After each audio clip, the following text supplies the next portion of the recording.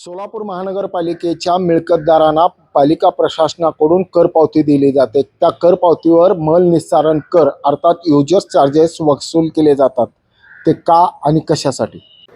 एखादी योजना संपली की तिच्याशी निगडीत अतिरिक्त आकार आपोआप रद्द होतो. हे तत्व सोलापूर महानगरपालिका प्रशासनाला मान्य नसावे असेच दिसते.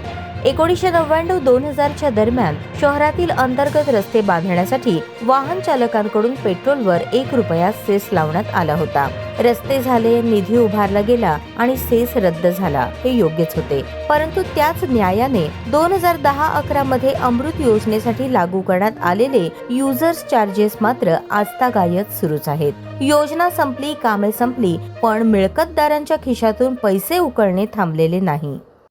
सोलापूर महानगरपालिका मध्ये आपण पाहता युजर चार्जेस का भरावा आपण आपला प्रश्न आहे.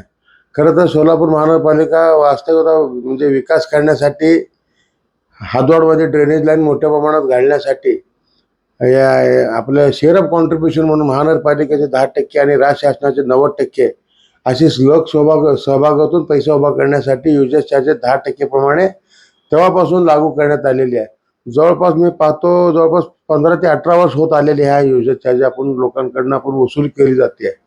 आता वास्तविक पाहिले तर अमृत योजने माध्यमातून सोलापूर महानगरपालिकेच्या सर्वांगीण म्हणजे हातवाड जवळपास 90% ड्रेनेज लाईन पूर्ण झालेली आहे. आता खरं तर ही युजर चार्जेस आपण वसूल करू नये ह्या मताचा मी आहे. तरी देखील युजर चार्जेस वसूल केली जाते. हे म्हणजे खेदाची बाब आहे. कारण एकतर टॅक्सेशन आपल्याकडे हातवाडला लोकांच्या आम्हा हातवाड लोकांना नवीन रेट रेकॉर्डप्रमाणे आम्ही टॅक्सेस भरतो, जे आम्हाला परवडत नाही. असंच मध्यंतरी सोलापूर रस्ते म्हणजे 2009-2010च्या दरम्यानमध्ये सोलापूर शहरातले रस्ते खराब झाले होते.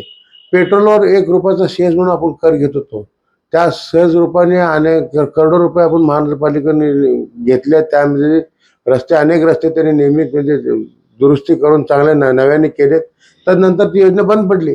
त्याचप्रमाणे ही युजर चार्जेस योजना देखील बंद पडली पाहिजे ह्या मताचा मी आहे. 2010-11 मध्ये अमृत योजनेअंतर्गत शहरात ड्रेनेज लाईन टाकणे व मलनिस्सारण सुविधा उभारण्यासाठी राज्य शासनाने महापालिकेला 10% हिस्सा उभारण्याचे निर्देश दिले होते.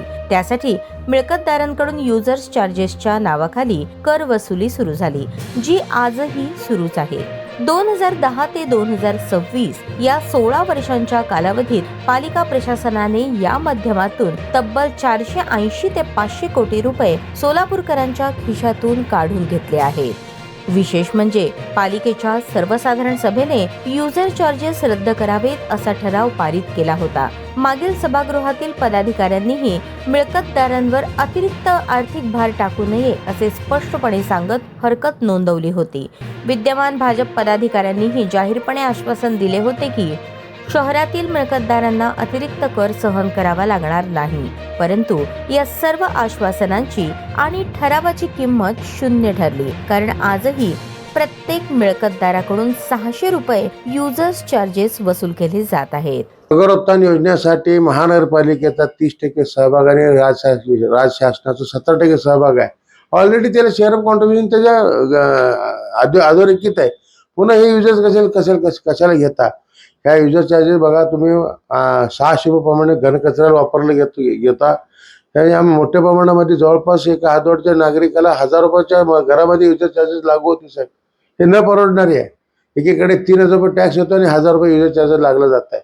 हे सर्वसामान्य नागरिकांना बोजा वाढणारे युजर चार्जेस बंदच करावा.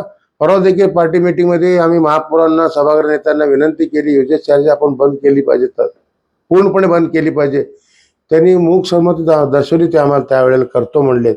आता पाहावं येणार काळामध्ये पुनश्च महापालिका पदाधिकाऱ्यांना आम्ही विनंती करू, आमदार साहेबांच्या माध्यमातून विनंती करू की युजर चार्जेस बंद केली पाहिजे. कारण आता ऑलरेडी योजना कार्यान्वित आहेत. No use no charge. धक्कादायक बाब म्हणजे प्रशासनाने आता या युजर चार्जेस मधून उभारलेला निधी पुढील नगरोत्थान योजनेसाठी वापरण्याचे संकेत दिले आहेत. म्हणजेच एका संपलेल्या योजनेचे ओझे दुसऱ्या योजनेच्या नावाखाली जनतेवर लादण्याचा हा डाव आहे का? ज्या उद्देशासाठी हा कर लावला होता तो उद्देश पूर्ण झाल्यानंतरही हा आकार का कायम आहे याचे उत्तर प्रशासन देणार का? योजना संपली, आपण युजर्स चार्जेस हे त्वरित थांबले पाहिजे यासाठी पालिकेच्या सर्वसाधारण सभेमध्ये ठराव करण्यात आला. पण ठरावाला प्रशासनाने केराची टोपली दाखवत सलग 18 वर्ष महानगरपालिकेच्या मिळकतदाराकडून महापालिका प्रशासनाने युजर्स चार्जेसच्या नावाखाली मोठी वसुली केली. आता ती वसुली थांबवणार का? भाजपाचे पदाधिकारी वसुली थांबवण्यासाठीची आघाडी घेणार का? याकडे आता सर्व मिळकतदाराचे लक्ष लागून राहिले आहे. ब्रेन न्यूज करता यासिन शेखसह मी नितीन पात्रे. योजना संपली म्हणून सर्वसाधारण सभेने ठराव केला तरी देखील प्रशासन युजर्स चार्जेसच्या नावाखाली मिळकतदाराच्या खिशातून 600 रुपयांची वसुली करत आहे. आता प्रश्न एकच, भाजपाचे पदाधिकारी प्रशासनाची ही वसुली थांबवणार का? याकडे संपूर्ण शहरवासियांचे लक्ष लागून राहिले आहे.